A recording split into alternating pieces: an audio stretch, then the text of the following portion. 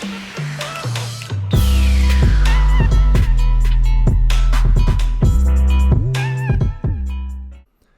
going on, Pisces? Welcome to your weekly forecast for the week of December 21st through the 27th of 2020. We got Jupiter and Saturn conjuncting this week. We're closing a 200-year cycle of Earth to air, the Great Mutation. We're closing a 20-year cycle from Taurus, from Earth to air into Aquarius. So this is a major time where stories are being rewritten in life. And for you, it's happening in the 12th house. So I will say that, to be honest with you, that's not the easiest place to have a transit at all.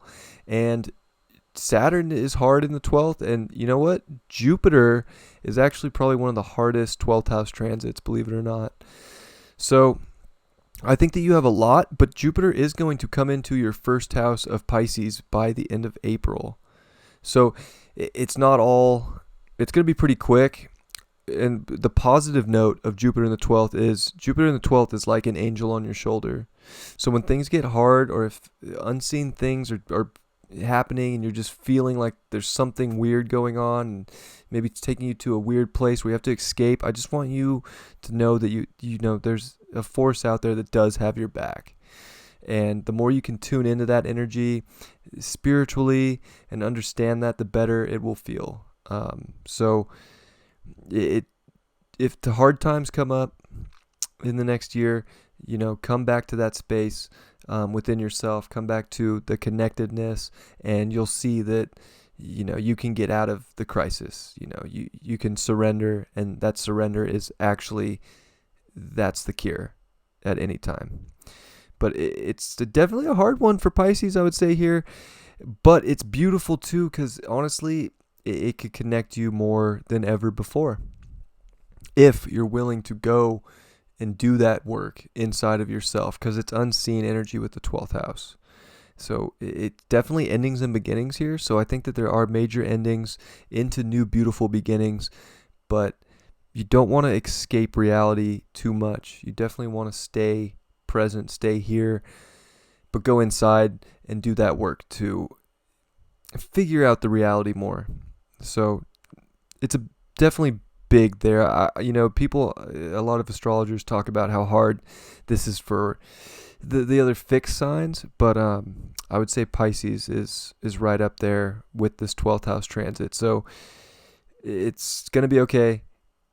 You have divine help on your shoulder with Jupiter in the 12th, even when things might look a little rocky in reality, or even within yourself. And then you do have the Sun and Mercury. They're now in Capricorn in your 11th house. So I think that there's a lot of hope. There's innovation taking place. You definitely want to move into the future. So that's a good thing. It's on your mind. I think you're going to try to connect to the right people in life. And it's going to be squaring the moon in Chiron this week. So definitely emotionally connecting to your values and connecting to people that see your values is very important. With Chiron in the second, it's like you definitely have to know your self-worth. And that's going to help you move into the future that you want to go into. And the more you know your self-worth, your self-worth and your own value within yourself, that's going to be a big help too, just for any unseen things or any sort of, feeling of like you need to escape in any way. Just value yourself, come back to yourself, and know that, you are, worth it. You are the ultimate value, and that you are taking that into the future and connecting to the right people. And maybe you need to disconnect from any people that are taking you out of that self-worth and that self-value, that aren't making you feel good within yourself, because that's not going to take you into the future that you want to go. Mars, 23 degrees of Aries in your second house, is going to square Pluto this week during that great conjunction. So that's very powerful as well. Again, it's more of that 11th house, second house, like making sure that you're going through the deep transformation to connect to the right people that really do value you as much as you should be valuing you.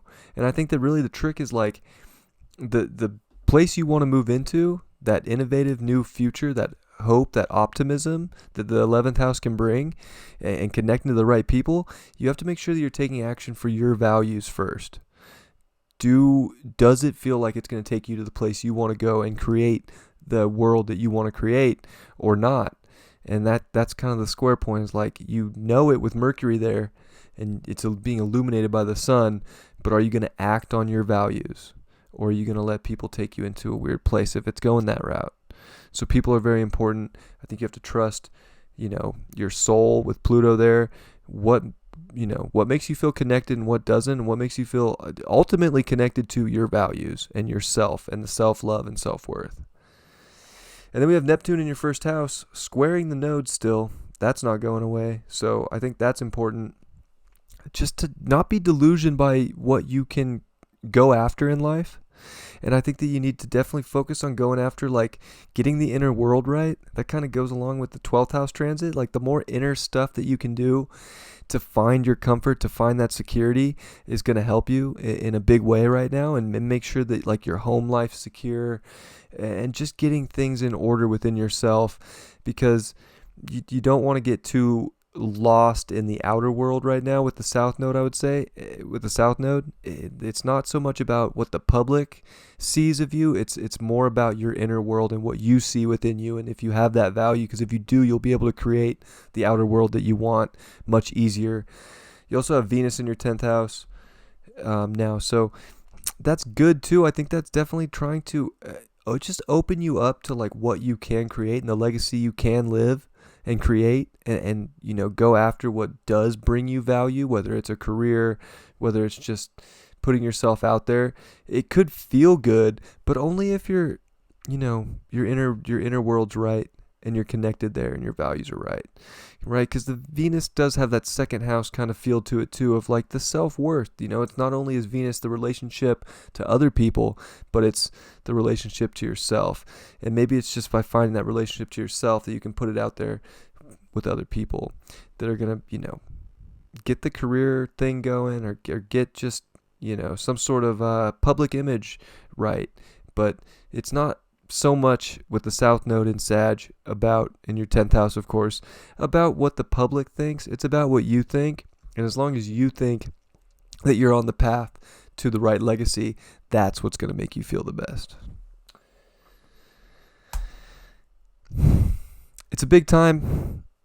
I definitely, Pisces, I want you to definitely know that 12th house transit's difficult, and you got this.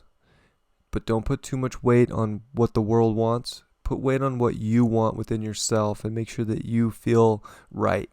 And if things start getting hard, you just have to come back to yourself and ask yourself what you can do internally to feel better and to feel more value, especially with Chiron in your second house squaring the sun this week. You got the 7 of Pentacles reversed.